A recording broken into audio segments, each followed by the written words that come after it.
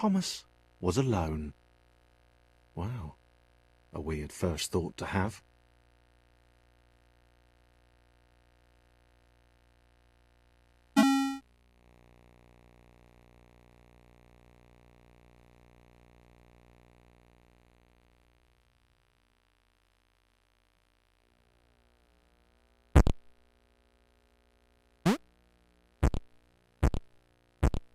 Thomas decided to start listing his observations for posterity. 1. The whole alone thing. 2. Portals. They led somewhere. He'd yet to work out where. 3. Falling. Thomas was absolutely fantastic at falling. He was almost as good at falling as he was at observing.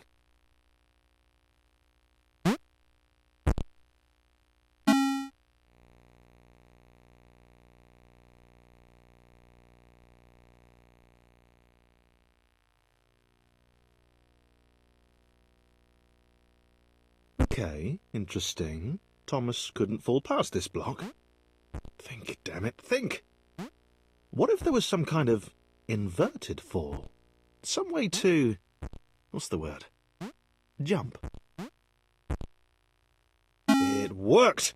Thomas had solved the great inverted fall mystery.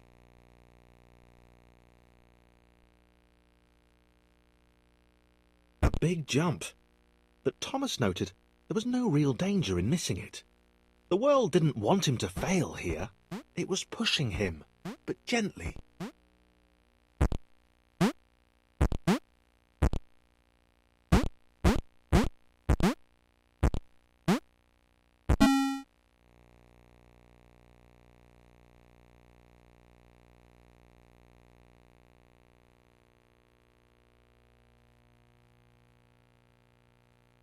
This all seemed a little dangerous. The world was not to be trusted. It was unstable, and it seemed to Thomas that it could let him down at any moment.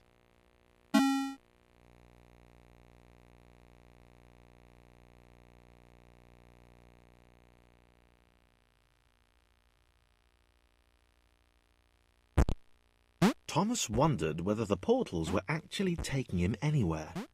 He felt like he was making progress, but there wasn't really any way to know. He seemed to be moving predominantly up and to the right, which might, or might not, be important.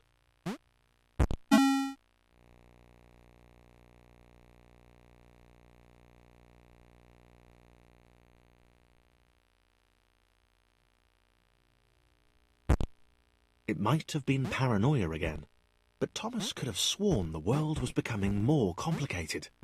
It always seemed to be one step ahead of his skills. It had been designed just for him. He wondered why. Was the world testing him? No, too obvious.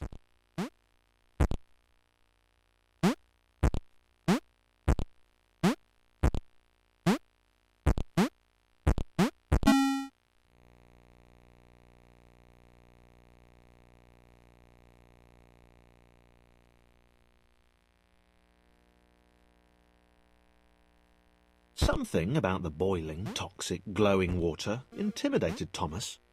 He didn't like it. He certainly didn't want to swim in it. He made another mental note. 4. Water. Not good. To be avoided.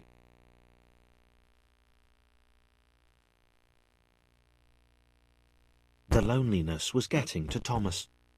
No amount of observation or obsessive note-taking could combat that.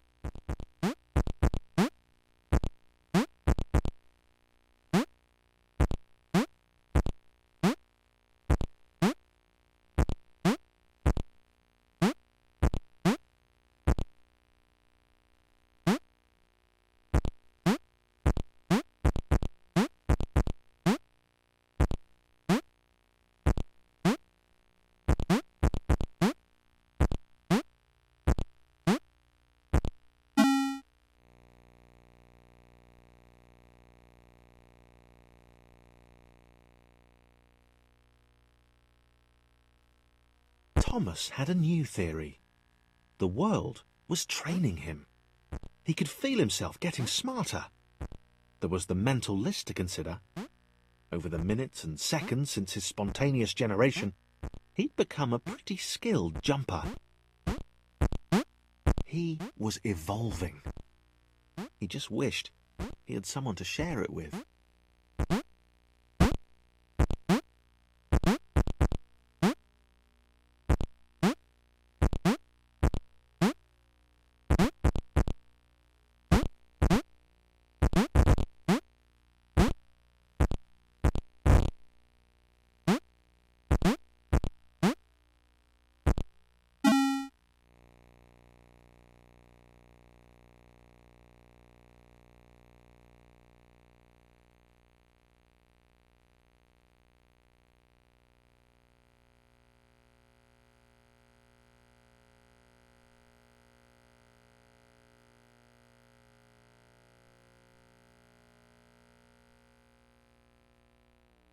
Chris took an immediate and deep dislike to the skinny red rectangle. Who the hell did this Thomas think he was?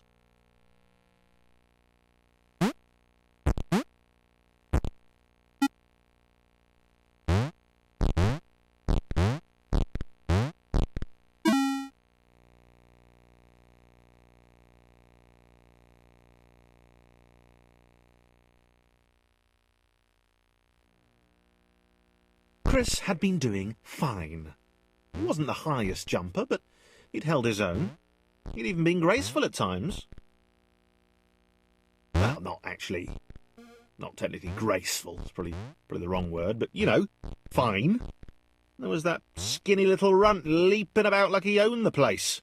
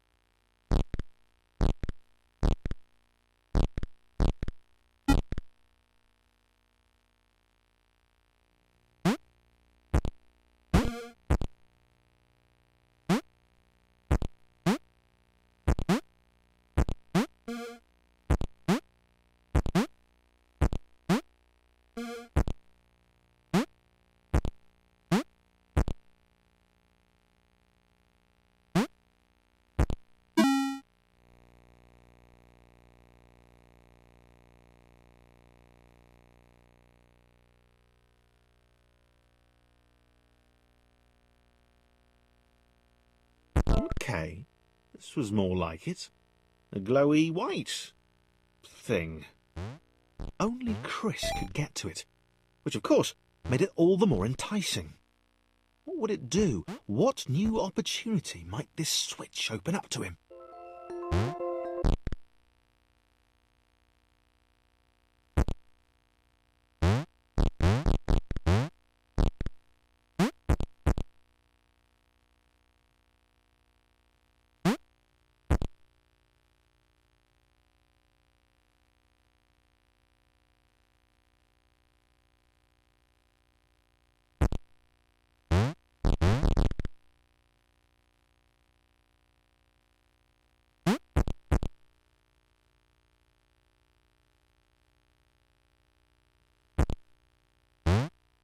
Great, great. Another chance for Thomas to jump slightly higher than Chris. How fortunate. Seriously, this made the whole switch pressing thing entirely worthwhile.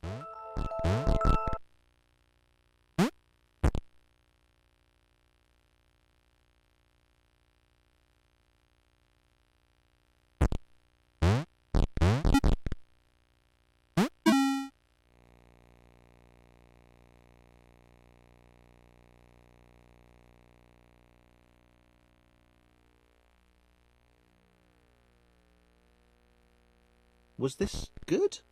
Because, on the surface, it did not seem good. Chris was pretty scared. Little Red seemed fine, happy to be on his merry little adventure. Chris couldn't shake the feeling that things had taken a significant turn for the worse since Thomas had joined him. Sure, he'd been able to piggyback his way to ever so slightly higher platforms, but where had that got him? Well, to ever so slightly higher platforms, which was sort of his point.